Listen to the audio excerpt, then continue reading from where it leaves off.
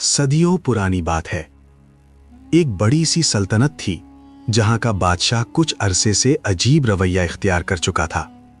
पहले वो इंसाफ पसंद और समझदार था, लेकिन अब उसने ऐसे अजीबो गरीब सवाल पूछने शुरू कर दिए थे जिनका जवाब ना देने वालों को सीधा सजाएं मौत दी जाती थी। पूरा मुल्क खौफ में जी रहा था।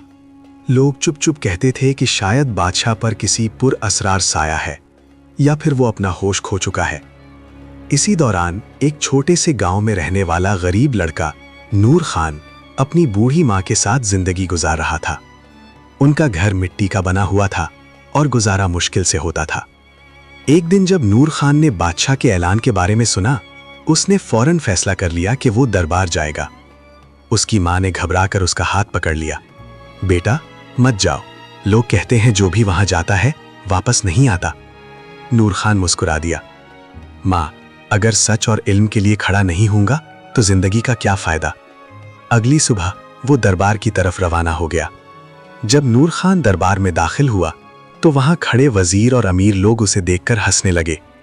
ये देख, ये मिट्टी में लथड़ा हुआ लड़का बादशाह के सवालों का जवाब देगा।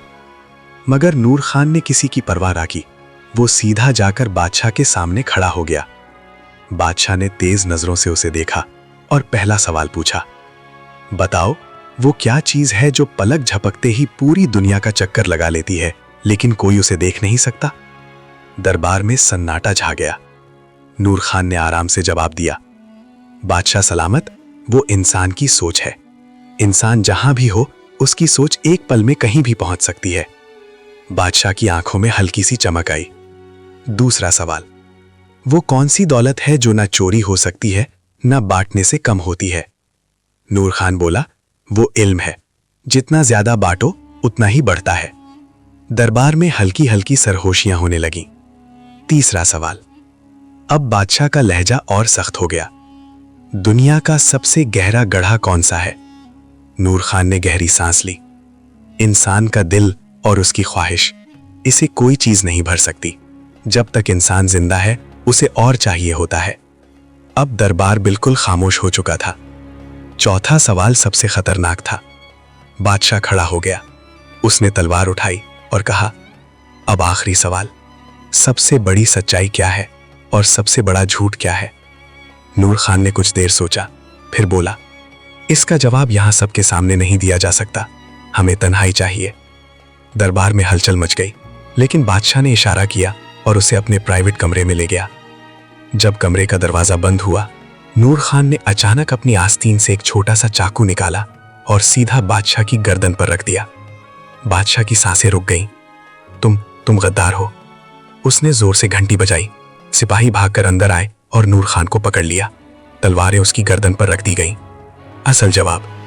मगर नूर खान जमीन पर गिरा होने के बावजूद मुस्कुरा रहा था। उसने धीमी आवाज में कहा, सुल्तान, आपको जवाब मिल गया। बादशाह हैरान रह गया। क्या मतलब। नूर खान बोला, जब मैंने चाकू आपकी गर्दन पर रखा उस वक्त आपके लिए सबसे बड़ी सच्चाई ये थी कि मैं आपका दुश्मन हूं। आपका डर बिल्कुल सच्चा था। लेकिन अब जब आप जानते हैं कि मेरा मकसद आपको नुकसान पहुंचाना नहीं था, वही सच अब सबसे बड़ा झूठ बन गया। बादशाह खामोश हो गया, जैसे उसे जिंदगी का सबसे बड़ा सबक मिल गया हो। उसने फौरन नूर खान को रिहा कर दिया और उसे अपना सबसे बड़ा मुशीर बना लिया। और उस दिन के बाद दरबार में सवालों की जगह हिकमत ने ले ली। इंसान का डर और वक्त की सोच ही तय करती है कि क्या सच्चा है और क्या झूठ।